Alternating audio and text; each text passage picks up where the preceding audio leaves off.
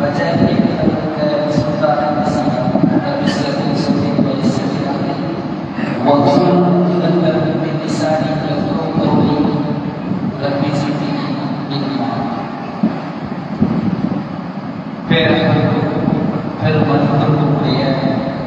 எல்லாம் அடியார்கள்.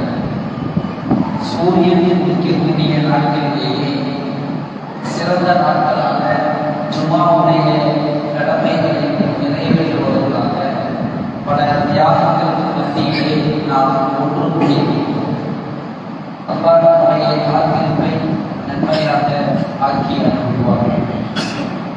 பார்த்தவர்களே, இந்த ஜும்மாவுடைய மேடையிலே நெருங்கி வரும் காலமும் சுருங்கிவிடும் நேரமும் என்ற தலைப்பு எனக்கு வழங்கப்பட்டது. நெருங்கி வரும் காலம் என்றால் என்ன, சுருங்கிவிடும் நேரம் என்றால் என்ன என்பதை இறுதி சமுதாயமாக இருக்கக்கூடிய நாம்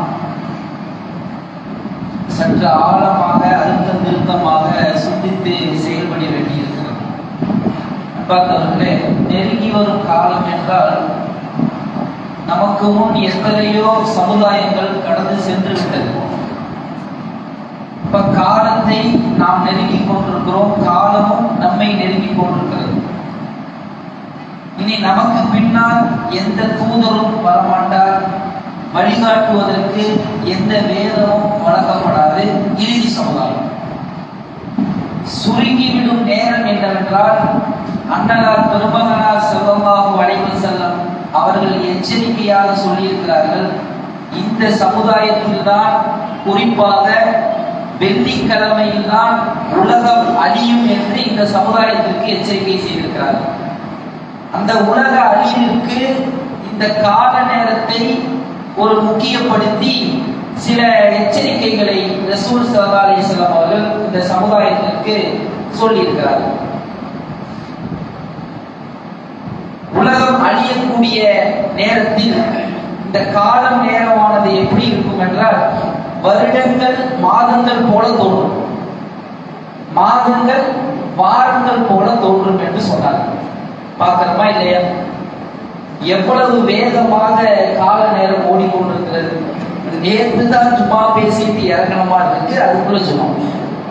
அப்ப எவ்வளவு வேகமாக இந்த காலம் ஓடிக்கொண்டிருக்கிறது. இதை பற்றி மனிதன் என்னைக்காவது சிந்தித்து தன்னை சீர்படுத்தி கொண்டிருக்கிறானா என்பதைத்தான் இந்த சமுதாயம் அதிகம் சிந்திக்க வேண்டும். அன்பார்ந்தவர்களே, கலிமா சொல்லிவிட்டோம். கலிமா சொன்ன நாம் அதனுடைய கிளையாக இருக்கக்கூடிய தொழுகை, நோன்பு, ஜக்காத்து, ஹஜ்ஜு வெளிப்படையான வணக்கங்கள், இஸ்லாத்துடைய 5 தூண்கள், கடமைகள். மறைமுகமான நம்பிக்கை கொள்ளக்கூடிய ஈமானுடைய விஷயம் 6 என்று பார்க்கிறோம். அல்லாஹ்வை நம்புவது, வானவர்களை நம்புவது, தூதர்களை நம்புவது, வேதங்களை நம்புவது, மறுமையை நம்புவது, சொர்க்கம் நரகம் விதிப்படி இருக்கிறது என்று நம்புவது. இந்த கலிமா சொல்லிவிட்டு இந்த 10 விஷயங்களை நாம் நம்பிக்கை கொண்டு வணக்க வழிபாடுகளை செய்கிறோம். மறைமுகமாக நம்பி 6 விஷயங்களை நம்பி வெளிப்படையான 5 விஷயங்களை செய்கிறோம். இதுதான் கலிமா. எதை சாட்சியாக வைத்து இதை நாம் செய்கிறோம்? எதை சாட்சியாக வைத்து இந்த இஸ்லாத்தின் ஈமானையும் நாம் நம்பிக்கை கொண்டிருக்கிறோம் என்று நாம் ஆழமாக சிந்திக்கும் பொழுது, நம்முடைய கையில் இருக்கக்கூடிய குர்ஆனை வைக்கிறார். அல்லாஹ் சொல்கிறான், 68வது அத்தியாயம் 42வது வசனம், சூரத்துல் நூர், யௌம யுஸஃபு அன் சாக்கி வ யுதௌன இல சுஜூத் ஃபலா யஸ்ததீஉன் என்று அல்லாஹ் சொல்றார். அல்லாஹ்வுடைய கரண்டை காலை நாளை மறுமையில் காட்டும் பொழுது சஜ்தாவுக்கு சில கூட்டங்களை அல்லாஹ் அழைப்பான். அல்லாஹ்வுடைய கரண்டை காலை பார்த்த உடனே யார் சஜ்தா செய்வார்கள் என்றால், முஹ்மின்கள் தான் சஜ்தா செய்வார்கள். முனாஃபிக்கும் முஸ்ரிக்கும் அந்த சஜ்தா செய்யக்கூடிய இடத்தில் இருக்க மாட்டான். அவன் செய்யும் ஆசைப்படுவான், ஆனா அது அவனுக்கு இயலாது என்று அல்லாஹ் சொல்லி காட்டுகிறான். ஏன்? ஏன்னா உயிரோடு எந்த குறைகளும் இல்லாமல் இந்த உலகத்தில் உயிரோடு நீ வாழ்ந்து கொண்டிருக்கும் பொழுது சஜ்தாவுக்கும் ருக்குவுக்கும் நீ அழைக்கப்பட்டாய், ஆனா நீ வரல. இப்ப மறுமையில் சஜ்தாவுக்கு அழைக்கப்படும் பொழுது உன்னால அது இயலுமா? அல்லாஹ் கேட்கிறான். அப்ப இந்த சஜ்தா செய்யக்கூடிய கூட்டமும் காலை பார்த்த உடனே சஜ்தா செய்ய மாட்டார்கள். அங்க அல்லாஹ்வுக்கும் முஹம்மதுக்கும் சில அல்லாஹ் தன்னுடைய திரைக்கு பின்னால் இருந்து நான் தான் அல்லாஹ் கரண்டை காலை காட்டுவதற்கு முன்னால் அந்த முஃமினிடத்தில் அல்லாஹ் கேட்கிறான், அனா ரப்பி, நான் தான் உன்னுடைய இறைவன். அப்படி சொல்லும் பொழுது அந்த முஃமின்கள் என்ன சொல்றாங்க? நம்ப மாட்டோம். அல்லாஹ் கேட்கிறான், நான் தான் இறைவன் என்று சொல்கிறேன், ஏன் நம்ப மாட்டேன்னு சொல்றீங்க? அப்ப அவர்கள் சொல்லக்கூடிய பதில் என்னன்னு சிந்தித்திருக்கிறோமா? அவர்கள் என்ன சொல்றார்கள் என்றால், எங்களுடைய இறைவனை நாங்கள் இந்த மறுமை நாளில் எப்படி பார்ப்போம் என்ற சாட்சி எங்களுக்கு இருக்கிறது என்று சொல்றார்கள். அல்லாஹ் கேட்கிறான், எப்படி பார்ப்பீங்க? இந்த அத்தியாயத்தையும் வசனத்தையும் மேற்கோள் காட்டிதான் அல்லாஹ் தன்னுடைய திரையையே விளக்குவான். யௌம யுக்ஸஃபு அன் சாக்கியும் யுதுலவுன இல சுஜூத் ஃபலா யஸ்தகிம். இந்த அத்தியாயத்தில் இந்த வசனம் சொல்கிறது, அல்லாஹ்வுடைய கரண்டை காலை காட்டிய பிறகுதான் அவன் அல்லாஹ் என்று நாங்கள் நம்புவோம், சஜ்தா செய்வோம் என்று பிடிவாதமாக நிற்பார்கள். அப்போ அல்லாஹ்வுடைய கரண்டை காலை பார்ப்பதற்கு நமக்கு சாட்சியாக இருந்த இந்த அத்தியாயம் குர்ஆன் வசனம் எது? குர்ஆன் தானே. அப்ப அப்படிப்பட்ட அந்த குர்ஆனுடைய சாட்சியும் நம்பிக்கையும் உறுதியாக நம்மிடத்தில் இருந்தால்தான் அல்லாஹ்வுடைய கரண்டை காலையே நம்மளால பார்க்க முடியும்.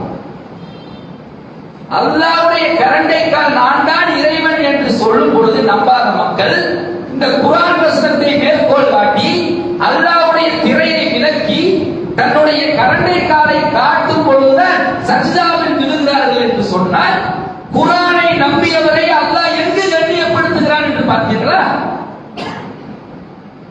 படிப்படி இருக்கிறது. அல்லாஹ் கேட்கிறான், இந்த குர்ஆன் இருக்கிறதா இல்லையா? இதோடைய இன்னொரு சிறப்பு என்னவென்றால், இது அகிலத்துக்கு ஒரு அறிவு கூட. அதே நேரத்தில் இந்த குர்ஆன் பார்த்தீங்கன்னா சென்ற காலம், நிகழ்காலம், வருங்காலம், இந்த மூன்று காலத்தையும் நடந்த உண்மைகளை, நடக்கின்ற உண்மைகளை, நடக்க போற உண்மைகளை 1% கூட மாறாமல் 100% உண்மையை சொல்லக்கூடியது இந்த உன்னத குர்ஆன். அதனாலதான் காலத்துக்கு ஏற்ப காலம் மாறும், மனிதன் மாறுவான், குர்ஆனுடைய வார்த்தைகள் மாறாது. மற்ற வேதங்கள் எல்லாம், இதிகாசங்கள் எல்லாம் மண்ணோடு மண்ணாக புதைந்து விட்டது. காலத்துக்கு ஏற்ற வகையில் மனிதன் திருத்தக்கூடிய அடிப்படையில் ஆகிவிட்டது. இந்த குர்ஆன் மட்டும்தான் 1445 ஆண்டுகளாக காலம் என்னதான் மாறினாலும், நாகரிக வளர்ச்சி என்னதான் உச்சத்தில் அடைந்தாலும் ஒரு வரியை கூட இந்த குர்ஆனில் மாற்ற முடியவில்லை என்பதை நாம் இந்த குர்ஆனின் மீது வைத்திருக்கக்கூடிய நம்பிக்கையை அது மென்மேலும் அதிகப்படுத்துகிறது. அப்படிப்பட்ட குர்ஆன் இந்த மனிதனை நோக்கி ஒரு சவால் விடுகிறது. 76வது அத்தியாயம் சூரத்துல் தஹர் 1வது வசனம், ஹல் அத்தா அலல் இன்சானி ஹீனும் மினத் தஹ்ரி லம் யகுன் ஷையம் மذ்கூரா. ரசூல் ஸல்லல்லாஹு அலைஹி வஸல்லம் வெள்ளிக்கிழமை ஃபஜ்ர்ல வளமையா ஓதக்கூடிய அத்தியாயம். வெள்ளிக்கிழமை ஃபஜ்ர்ல முதல் ரக்காத்துக்கு சூரத்து சஜ்தா ஓதுவாங்க, 32வது அத்தியாயம். இரண்டாவது ரக்காத்துக்கு சூரத்து தஹர் ஓதுவாங்க, வளமையா ஓதுவாங்க. வேற எந்த அத்தியாயத்தையும் ஓதுனதே. இந்த 2 அத்தியாயத்துடைய வசனங்களை எடுத்து புரட்டி பார்த்தா சுப்ஹானல்லாஹ், எவ்வளவு கல்வி இருக்கிறது தெரியுமா? சஜ்தா என்றால் சிரம்பணிகள். மனிதனை வெள்ளிக்கிழமை படைச்சிருக்கிறோம். ஆதம் அலைஹிஸ்ஸலாம் அவங்க வாப்பாவ அவருடைய சந்ததியா நீ இருக்கிற, சிரம்பணிகளுக்கான நேரம் ஒண்ணு உனக்கு வரலையா? சூரியன் உதிக்கக்கூடிய சிறந்த நாளில் அதிகாலை வெள்ளிக்கிழமை அல்லாஹ்வுடைய பாதுகாப்பை பெற்றுத் தரக்கூடிய நாளை உனக்கு குர்ஆன் வசனம் சாட்சியாக வந்து நிற்கக்கூடிய அப்படிப்பட்ட அந்த ஃபஜ்ருடைய தொழுகையில் அல்லாஹ்வுக்கு சிரம் பணிவதற்கு இன்னும் உனக்கு மனசு வரலையா? வளமையா ஓதுறாங்க. 2வது அத்தியாயத்துல சூரத்துல் தஹர்ல ருக்கு 2வது ரக்காத்து அதுல ஓதும் பொழுது இந்த முதல் வசனத்தை நீங்க படிச்சு பார்த்தீங்கன்னா, ஹல் அத்தா அலல் இன்சானி ஹீனும் மினத் தஹ்ரி லம் யகுன் ஷையம் மذ்கூரா. மனிதனே, ஒரு குறிப்பிட்டு சொல்லப்படும் பொருளாக உனக்குன்னு ஒரு காலம் இருந்தது இல்லையா? அல்லாஹ் கேட்கிறான். அப்படின்னா என்ன? நீ எந்த பொருளும் இல்லாம இருந்த, உன்னை படைத்த பின்னணி என்ன? அற்பமான விந்து துளியில உன்னை படைச்சிருக்கிறேன். அற்பமான விந்து துளி என்னவென்று அது திருமண ஆனவர்களுக்கு தான் ரொம்ப அந்த படிப்பினை இருக்கிறது. அற்பமான விந்து துளியில ஒண்ணுமே இல்லாத ஒண்ண நான் உருவாக்கலையா? அல்லாஹ் கேட்கிறேன். இப்போ உனக்குன்னு ஒரு காலம் அந்த துணியால நான் ஆக்கலையா? நீ நன்றி கெட்டவனா இருக்கிறியே, இறைவனுக்கு சஜ்தா செய்யாதவனா இருக்கிறியே, உனக்கு முன் சென்ற காலத்தை எல்லாம் நீ சிந்திச்சு பார்த்தியா? அல்லாஹ் அவன் திருமறை குர்ஆனிலேயே சொல்றான். உதாரணத்துக்கு நபிகள் நாயகம் ஸல்லல்லாஹு அலைஹி வஸல்லம் அவர்கள் நமக்கு ஒரு விஷயத்தை சொன்னார்கள். அல்லாஹ் உன்னுடைய உருவத்தையோ தோற்றத்தையோ பார்ப்பது உன்னுடைய உள்ளத்தை தான் பார்க்கிறான் என்று பெருமானார் ஸல்லல்லாஹு அலைஹி வஸல்லம் சொல்கிறார். ஏன் இந்த சமுதாயத்துக்கு சொல்றாங்கன்னா, இதற்கு முன் சென்ற சமுதாயமுடைய தோற்றங்களும் வேற, உருவங்களும் வேற, வலிமையும் வேற. நீங்க ஆதம் அலைஹிஸ்ஸலாத்துடைய தோற்றங்களை எடுத்து பாருங்களேன். அல்லாஹ் 60 முழத்துல படைக்கிறான். யார? ஆதம் அலைஹிஸ்ஸலாம் அவர்கள். நாளைக்கு நாமெல்லாம் சோனம் போடும்போது 60 முழத்துல தான் ஆதம் அலைஹிஸ்ஸலாத்துடைய சாயல தான் போக போறோம். அப்போ 60 முழம் எங்க கிடக்குது? 6 முழம் 5 முழம் எங்க கிடக்குது? நூஹ் அலைஹிஸ்ஸலாத்துடைய வரலாறு எடுத்துக்கங்களேன். 950 வருஷம் என்ன பண்றாரு? துனியால வாழ்றாரு. 950 வருஷம் எங்க கிடக்குது? 60, 70, 80 வருஷம் எங்க கிடக்குது? 6 சமுதாயத்தை எடுத்துக்கங்களேன். மலைய கை விரலால் குடைந்து வீடு கட்டி குகைகளை கட்டி அது தங்கக்கூடியவர்களா இருந்தாங்க. எதை? குகை, மலை. நம்மளால ஒரு குடத்தை குடைய முடியுமா? அப்ப வலிமைகளிலும் உயரத்திலும் வயதிலும் அவர்கள் முன்னோர்கள், முன் சென்றவர்கள், நம்மை விட சிறந்தவர்கள். அதனால அல்லாஹ்வுடைய தூதர் சொன்னார்கள், நீங்கள் சமுதாயத்தில் பிந்தியவர்கள், நாளை மறுமைக்கு நீங்க தான் முந்தியவர்கள். நான் சுபஹானல்லாஹ். என்ன ஒரு வார்த்தை கவனிங்க. ஏன் அப்படி சொன்னாங்க? ஏன்னா எந்த சமுதாயத்துக்கும் வழங்கப்படாத ஒரு சிறப்பை அல்லாஹ் இந்த சமுதாயத்துக்கு வழங்கியிருக்கிறார். 6வது அத்தியாயம் சூரத்துல் அன்ஆம், அந்த இறுதி ஒரு 4 வசனத்தை நீங்க படிச்சீங்கன்னு சொன்னா, மஞ்சாரபில் ஹசனத்தி பலகு அஸ்ரு அம்சாரியா. இந்த சமுதாயத்துக்கு மட்டும் அல்லாஹ் செய்த சிறப்பு என்ன தெரியுமா? ஒரு நன்மைக்கு 10 கூலி.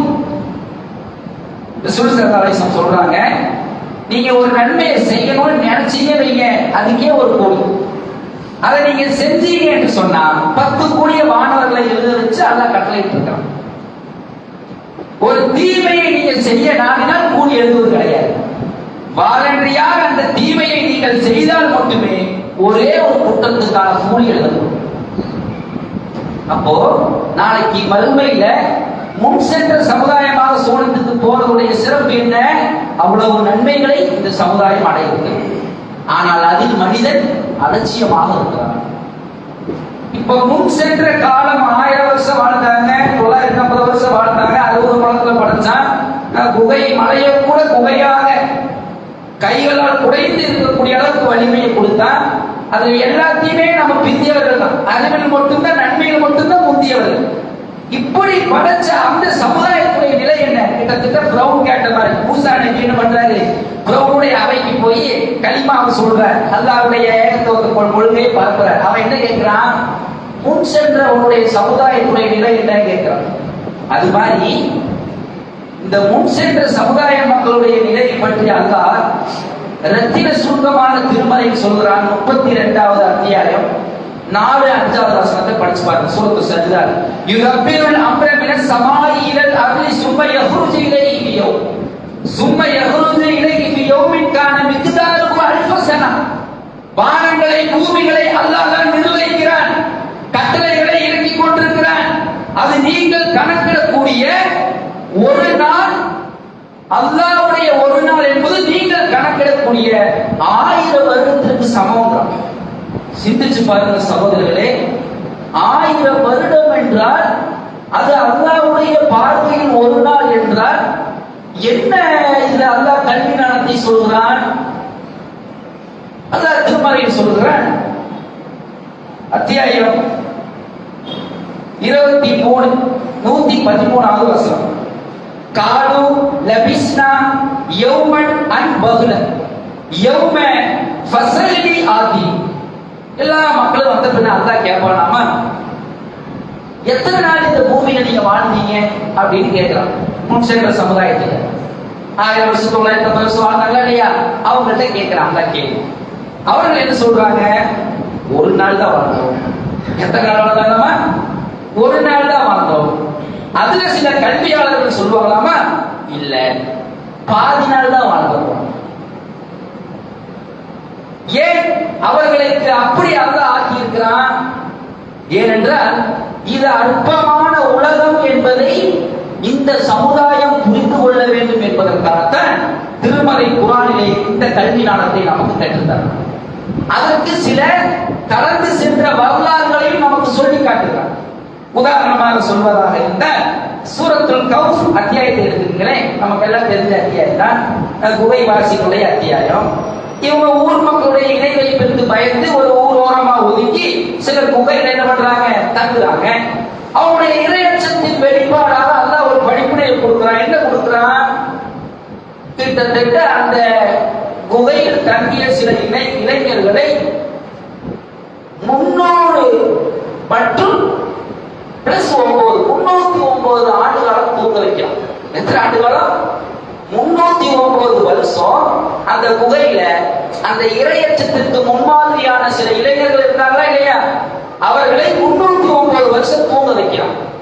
தூங்க வச்சுட்டு அவர்களை எழுப்பி அல்லாஹ் கேட்கிறான், தங்களுக்கிடையே அவர்கள் விசாரிச்சு கொள்றான், நீங்க தூங்கிட்ட மாதிரி இருக்கு, எத்தனை நாள் தூங்கி இருப்போம் அப்படின்னு கேட்கிறாங்க. அவங்க என்ன சொல்றாங்க? இதே பதில் நம்ம அருமையில சொல்லுவாங்களா, காலையில மிஸ்து அதே பதில இவங்க சொல்றாங்க, ஒரு நாள் தூங்கி இருப்போம், ஒரு நாள் இல்லாட்டி பாதி நாள் தூங்கி இருப்போம். ஆனா அல்லாஹ் தூங்க வச்சது எத்தனை வருஷம்? 309 வருஷம். என்ன படிப்பினை? இறையச்சவாதிகளுக்கு அல்லாஹ் கண்கூடாக அவருடைய உள்ளம் திருப்தி பெற ஏற்படுத்திய உதவி. யாருக்கு இந்த உதவி செய்கிறான்? இறை அச்சத்தோடு அல்லாஹ்வுடைய பாதையில் யார் செல்கிறார்களோ அவர்களுக்கு தான் இந்த உதவி அல்லாஹ் செய்யும். இப்ப இந்த வசனத்தில் நமக்கு கூடுதல் படிப்புரை இருக்கிறது. அதே மாதிரி 2வது அத்தியாயம் அல் பக்ரா 259 வசனத்தை படிச்சு பாருங்களேன். ஒரு கிராமத்துல கடந்த ஒரு மனிதரை பற்றி நபியே நீ அறிவீரா? அவர் இப்படியே ஒரு கிராமத்துல கழுதி கொண்டுட்டு உணவு பானமெல்லாம் எடுத்துட்டு ஒரு ரவுண்ட் அடிக்கிறார். அப்ப ஒரு வறண்ட நிலத்தை பார்க்கிறார். இதை எப்படி அல்லாஹ் வந்து பசுமையாக ஆக்குவான்? அல்லாஹ் தவக்கல் வைக்கிறார், ஈமான் கொள்றார். அந்த நம்பிக்கையை உறுதிப்படுத்துவதற்காக அல்லாஹ் என்ன பண்றான்? அவர் தூங்க வைக்கிறான். எத்தனை நாள்? 100 வருஷம். அவர் எந்திரிக்கிறார். எத்தனை நாள் தூங்குனேன்னு அல்லாஹ் கேட்கிறான். அவர் என்ன சொல்றாரு? இதே பதில் தான் சொல்றாரு, ஒரு நாள் தூங்கி இருப்பேன், ஒரு பாதி நாள் தூங்கி இருப்பேன்.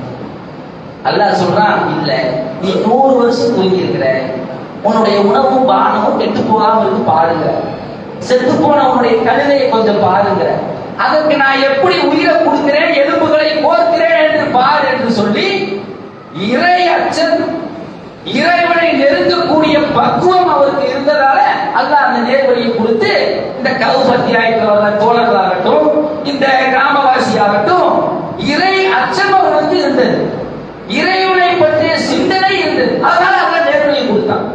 இப்ப இந்த சமுதாயத்துக்கு நாம் சொல்லக்கூடிய செய்தி என்ன? நமக்கு இறை அச்சம் வேணுங்க, இறைவனை நினைவு கூற வேண்டும். அப்பதான் அல்லாஹ்வுடைய நேர்வழி நமக்கு கிடைக்கும். அதனாலதான் அல்லாஹ்வுடைய தூதர் அழகாக சொன்னாங்க, ததுக்குருணி அதுக்குருக்கும் வஸ்குருணி வர தத்துரு. நீ அல்லாஹ்வை நினைச்சாப்பா அல்லாஹ் ஒண்ணு நினைப்பான். நீ ஒரு ஜான் வரையா, ஒரு முளை வருவான், ஒரு முளை வரையா அல்லாஹ் ஒரு 8 வைப்பான், ஒரு 8 வச்சா நடந்து வரலாம், நடந்து வந்தா ஓடி வரலாம். நீ ஒரு இன்மை கூட நினைக்கிறது இல்லையே, எப்படி அல்லாஹ் உனக்கு நேர்வழி தருவான்? இவ்வளவு படிப்புல எதற்காக சிந்திக்கணுமா இல்லையா? இப்படி அல்லாஹ் பல வரலாறுகளை எதற்காக சொல்கிறான் என்றால், 1000 வருஷம் 950 வருஷம் வாழ்ந்த அவர்களே ஒரு நாள் அரை நாள் வாழ்ந்தாங்க சொன்னா, 60 வருஷம் வருஷம் வாழ்ந்த நாம எத்தனை நாள் துணியால வாழ்ந்திருப்போம்? நம்மள்ட்ட அல்லாஹ் திருப்பி இந்த கேள்வி கேட்ட நம்முடைய பதில் எப்படி இருக்கும்? 63 வருஷம் வாழ்ந்த அல்லாஹ்வுடைய தூதர் அண்ணலார் பெருமானார் ஸல்லல்லாஹு அலைஹி வஸல்லம் அவர்களே இந்த துணியால ஒரு 2.5 மணி நேரம் தான் வாழ்ந்திருக்கிறாங்க அல்லாஹ்வுடைய புள்ளி விவரத்தின்படி, கணக்கின்படி. இப்ப நம்ம எல்லாம் 40 50லயே போறோம். அல்லாஹ் நாடி 100 வயசுல நடக்கிறவங்க இருக்கிறாங்க. இவர்கள்ட்ட இந்த கேள்வி கேட்டா மறுமையில ஒரு நிறைய பதில் இல்லை. 1/2 மணி நேரம் வாழ்ந்தோமா, 1 மணி நேரம் வாழ்ந்தோமா? கொஞ்சம் நினைச்சு பாருங்க. அல்லாஹ் இது என்ன கல்வி ஞானத்தை கொடுக்குறான்னு தெரியுமா? 1 மணி நேரம் தான் இந்த துணியால் நீ வாழுத. அதுக்கப்புறம் உனக்கு இன்னா இல்லாடி வைநாடி ராஜ்யம் என்று இருந்தா நம்முடைய நிலைப்பாடு எப்படி இருக்கும்? நம்மிடத்தில் பெருமை இருக்குமா? நம்மிடத்தில் ஆணவம் இருக்குமா? அகம்பாவம் இருக்குமா? அதிகாரம் அட்டுழியம் இருக்குமா? இஸ்லாம் என்ன வழிகாட்டி இருக்கிறதோ அதை கடுகளவும் கூட மாறாமல் நம்முடைய வாழ்க்கையை அமைத்துக் கொள்ளும். அவன் சஜிதால உழுந்துட்டான்னு சொன்னா அவன் சஜிதாலே மௌத்தாயிடும். 12 மணிக்கு பறக்கிறான், நீ 1 மணிக்கு மௌத்தாயிடுவ. பல கல்வி நாட்களோடு அல்லாஹ் இதுபோடு தான் அவனை வச்சிருக்கிறான். அது குழந்தை பருவமா இருந்தாலும் சரி, அல்லது உன்னுடைய அந்த கால நேரங்களை அல்லாஹ் கண்கூடாக கண்ணு முன்னாடி காட்டுறான். இத்தனை தேதி உனக்கு மௌத்து என்ற நேரத்தை சுருக்கி இருந்தால் நம்முடைய நிலைப்பாடு எப்படி இருக்கும்? மனிதனே, நீ சிந்திக்க மாட்டியா? அப்பலா என்ற தப்பர் குர்ஆன், இந்த குர்ஆனை நீ சிந்திக்க மாட்டியா? உன்னுடைய உள்ளத்தில் எல்லாம் பூட்டா ஓடப்பட்டிருக்கிறது என்று நபிகள் நாயகம் ஸல்லல்லாஹு அலைஹி வஸல்லம் அவர்களுக்கு அல்லாஹ் என்ன பண்றான்? இந்த சமுதாயத்தின் மூலமாக ஒரு எச்சரிக்கை சொல்றான். சமுதாயத்திற்கும் அது எச்சரிக்கை. இப்ப நாம வாழக்கூடிய இந்த சொற்பமான நேரத்துல மனிதனுக்கு எதற்கு இவ்வளவு அகம்பாவம், அட்டுழியம், ஆணவம், அல்லாஹ்வை மறந்து வாழக்கூடிய அந்த பக்குவம், இதெல்லாம் நமக்கு இம்மையில பயன் தருமே தவிர மறுமையில் பயன் தருமா? அதனால அல்லாஹ் நபியிட்ட கூப்பிட்டு சொல்றான், வலல் ஆகிரத்து கைருல் லக்க மினல் ஊலா. நபியே, உனக்கு இம்மையை விட மறுமை தான் சிறந்தது. ரசூல் ஸல்லல்லாஹு அலைஹி வஸல்லம் மிஹ்ராஜுடைய பயணத்துல சொல்றாங்க, நான் சொர்க்கத்தை எட்டி பார்த்தேன், நரகத்தை எட்டி பார்த்தேன்றான். சுவனத்தில் அதிகமான ஏழைகள் இருந்தாங்க, நரகத்தில் அதிகமான பெண்கள் இருந்தார்கள். பெண்களே, இறுதி சமுதாயமாக இருக்கிறோம். நாமெல்லாம் மார்க்கத்துடைய வழிகாட்டுதலிருந்து கடுகளவு கூட பின்வந்து விடக்கூடாது. ஒருபோதும் தடம் புரண்டு விடக்கூடாது. ரசூல் ஸல்லல்லாஹு அலைஹி வஸல்லம் இன்னொரு செய்தியை சொல்றார்கள், பணக்காரர்கள் சுவனம் செல்வதற்கு முன்னால் 500 வருஷத்துக்கு முன்னாடி ஏழைகள் போயிடுவாங்க. இந்த செய்திகளை எல்லாம் நாம் ஒன்று திரட்டி பார்க்கும்போது இந்த துனியாங்கிறது ஒரு மணி நேரம் வாழ்க்கை, ஒரு அற்பமான வாழ்க்கை. அதை நாம் சிந்திச்சாலே நம்மிடத்தில் மார்க்கம் எதை விட்டு தடுத்திருக்கிறதோ அதன் பக்கம் நாம போக மாட்டோம். எதை அனுமதிக்கப்பட்டிருக்கிறதோ அதை ஒருபோதும் விட மாட்டோம். அம்மா ஆத்தாக்கும் ஒரு ரசூல் அம்மா ஹுதுஹு அம்மா நஹகு அன்ஹு ஃபன்தஹு ஃபத்தகுல்லா இன்னல்லாஹ அஜீதுல் அல்லாஹ் சொல்றான், இந்த தூதர் எதை கொடுத்தாரோ அதை வாங்கிக் கொள்ளுங்கள், எதை விட்டு தடுத்தாரோ அதை விட்டு விலகிடுங்கள். ஃபத்தகுல்லா, இந்த விஷயத்துல அல்லாஹ் ரொம்ப பயந்துக்குங்க. அல்லாஹ் கடுமையாக தண்டிச்சிருவான். அல்லாஹ் ஷதீதுல் இகாப், அல்லாஹ் கடுமையாக தண்டிக்கக்கூடியவன் என்று இந்த உயிரோடு இருக்கக்கூடிய மனிதனை எச்சரிக்கை செய்வதற்காக திருமறை குர்ஆன் நமக்கு பல வரலாறுகளையும் இனி நடக்கக்கூடிய அந்த சம்பவங்களையும் மிக துல்லியமாக எடுத்து காட்டுகிறது. ஆனால் நாம் இந்த காலம் நேரம் இதையெல்லாம் நினைச்சுக்காம இன்னும் துனியாவிலேயே நிரந்தரமா இருக்க போற மாதிரி நம்முடைய செயல்பாடுகளை அமைத்துக் கொண்டிருக்கிறோம். இந்த நிலையில் ஒருவன் மரணித்தான் என்று சொன்னால் அவனுடைய மன்னரையும் மறுமை வாழ்க்கையும் மிக மோசமானதாக நாசமானதாக ஆகிவிடும் என்று எச்சரிக்கை செய்தவனாக முதல் ஜுமா உரையை நிறைவு செய்கிறேன்.